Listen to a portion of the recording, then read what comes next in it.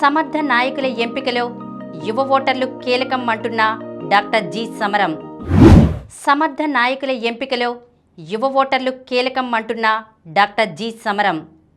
భవ్యమైన దివ్యమైన భారత నిర్మాణంలో సమర్థవంతమైన నాయకుల ఎంపికలో యువ ఓటర్లు కీలకమని, యువత తప్పనిసరిగా తమ ఓటు హక్కును వినియోగించుకోవాలని ఇండియన్ మెడికల్ అసోసియేషన్ పూర్వ జాతీయ అధ్యక్షులు, ప్రముఖ వైద్యులు డాక్టర్ జి సమరం అన్నారు.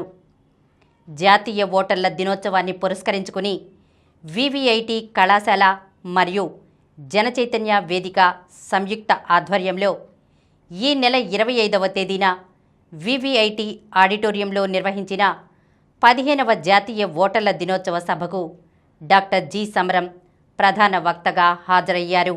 ఈ సభకు జనచైతన్య వేదిక రాష్ట్ర అధ్యక్షులు వల్లంరెడ్డి లక్ష్మణరెడ్డి అధ్యక్షత వహించగా వివిఐటి చైర్మన్ వాసిరెడ్డి విద్యాసాగర్ విశిష్ట అతిథిగా పాల్గొన్నారు.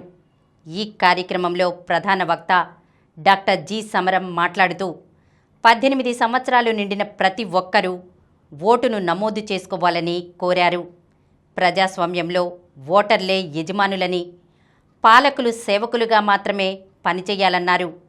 బ్రిటిష్ పాలన అవశేషాలు ఇంకా దేశంలో మిగిలి ఉన్నాయని, అవి తొలగిపోవాలంటే అవగాహనతో ఓటు హక్కు వినియోగించుకోవాలని తెలిపారు.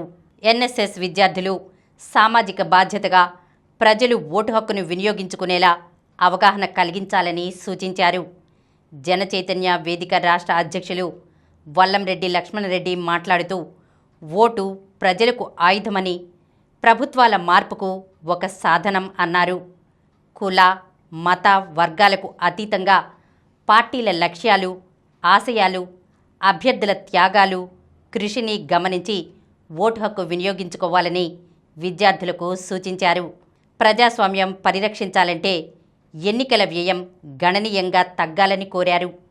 ప్రపంచంలో అత్యధిక ఎన్నికల వ్యయం గల దేశంగా భారతదేశం మారుతుందని, దీనివలన ఎన్నికలు కుబేర్ల మధ్య పోటీగా మారిందన్నారు.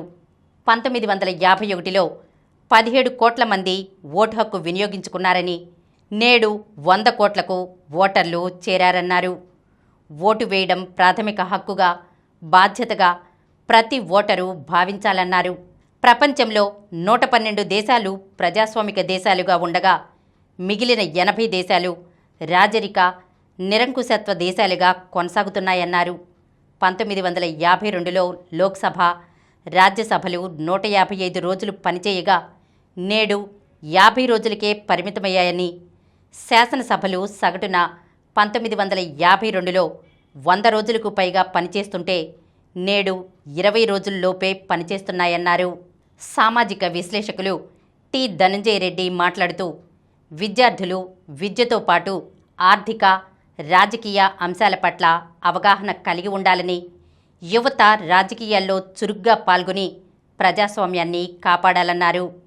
ఈ సందర్భంలో ఎన్నికలలో డబ్బు, మద్యం పాత్ర లేకుండా ఓటు హక్కును వినియోగించుకోవాలని విద్యార్థులచే ప్రతిజ్ఞ చేయించారు. సామాజిక అంశాలపై విద్యార్థులను చైతన్యపరుస్తూ రంగం రాజేష్ బృందం ప్రదర్శించిన గీతాలు అలరించాయి. ఈ కార్యక్రమంలో VVIT principal doctor why Mallikarjuna Reddy, NSS అధికారి డాక్టర్ ఐఎల్జే భక్తాసింగ్, విద్యార్థులు అధిక సంఖ్యలో పాల్గొన్నారు.